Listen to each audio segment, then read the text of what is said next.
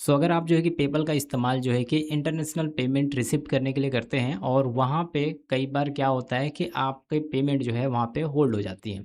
यानी कि अगर हम बात करें, आपने अभी-अभी एक नया पेपल अकाउंट बनाया, बिल्कुल फ्रेश पेपल अकाउंट बनाया और आपको पहली पेमेंट आई है और वो आपको पता चल रहा है कि आपके मेन बैलेंस में शो ही नहीं कर रहा है। ये क्या इश्यू हो सकता है? किस वजह से ये ऐसा प्रॉब्लम होता है? और ख़ास करके उसके नीचे आप जब देखते हो, तो यहाँ पे कुछ डॉक्यूमेंट सबमिट करने के लिए बोलते हैं। यानी कि सबमिट करो कुछ आप डॉक्यूमेंट और इनको बताओ कि आपका ये जो फंड है, जो आया है, आपने जो भी मेहनत किया हो, जो भी फ्रीलांसिंग करके आपने पैसे अर्न किए हो, वो कैसे आया, किस तरीके से आपने इसको रिसीव किया और इसके बारे में आपको बताना पड़ेगा। यानी कि अपनी डिटेल्स, आइडेंटिटी प्रूफ सबमिट करनी पड़ेगी।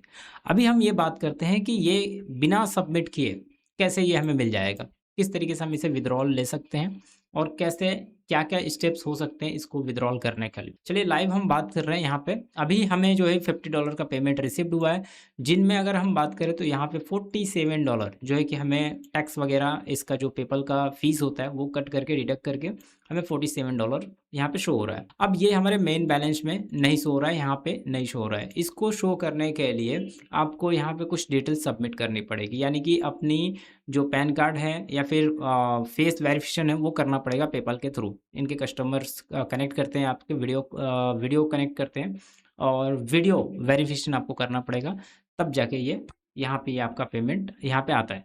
बट अगर हम नहीं करना चाहते, तो कैसे हम इसको कर सकते हैं? तो ये किस केस में होता है वो अगर हम बात करें, तो यहाँ पे आप समझ लीजिए ये पेमेंट मुझे जो है कि यहाँ पे आप देख सकते हैं 25 तारीख को आया था, जो कि दूसरे मंथ में और ये $50 आया था। कौन-सी कंपनी भेजी थी, सारी चीज़ें यहाँ पे मेंशन किया गया है। अब प्रॉब्लम यहाँ पे ये है कि यहाँ पे जब आप पेमेंट रिसीव कर लेते हो, ये होल्ड पे चला जा रहा है, ठीक है? यहाँ पे ये होल्ड हो चुका है और ऊपर की तरफ आप देखोगे, तो यहाँ पे नॉट अवेलेबल मेन बैलेंस में नहीं शो हो रहा है।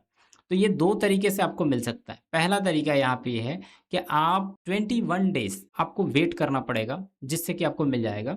दूसरा तरीका आपके पास ये होता है कि जिस भी कंपनी ने भेजा है या फिर जिसने भी आपको ये पेमेंट किया है, उसके वहाँ पे मर्चेंट अकाउंट होता है उनका, वो वहाँ पे क्लियर करेंगे इसको, इस पेमेंट को, तब जाके ये आपको 21 दिन का वेटिंग लिस्ट नहीं करना पड़ता है, तुरंत मिल जाता है।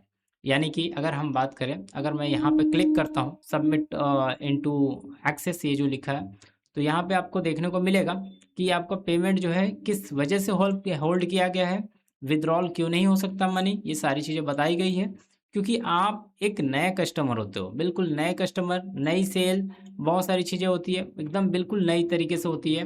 नया-नया आपने वेबसाइट यहाँ पे पेपल अकाउंट बनाया होता है। इसके लिए इंक्वायरी बैठती है और वो नहीं चाहते कि किसी का भी पैसा मिसयूज़ हो। इसके लिए ये टेम्परेरी अगर हम बात करें, आपके पेमेंट को होल्ड करते हैं। तो इसके लिए थोड़ा-सा आपको अलर्ट हो जाना है। अगर आप पेपल के थ्रू पेमेंट लेते हो, तो आपको एक बात का ध्यान रखना है, आपका ज़्यादा से ज़्यादा मैक्सिमम सेल्स होना चाहिए। जितना ज़्यादा आप पेमेंट रिसीव करोगे 5-10 बार, जितनी बार आप पेमेंट रिसीव करके रखे रहोगे, उतना बेस्ट रहेगा। अगर आप पेमेंट ही नहीं रिसीव करते हो, फर्स्ट पेमेंट, सेकंड पेमेंट ले रहे हो, तो वहाँ पे आपको पेमेंट होल्ड का इश्यू आएगा। ये बात ध्यान रखिएगा। तो यहाँ पे आपको कोशिश करना है कि आपकी ज़्यादा से ज़्यादा सेल्स बढ़े और जितना ज़्यादा सेल्स बढ़ेगी, उतना ज़्यादा ये प्रॉब्लम आपको नहीं आएगा।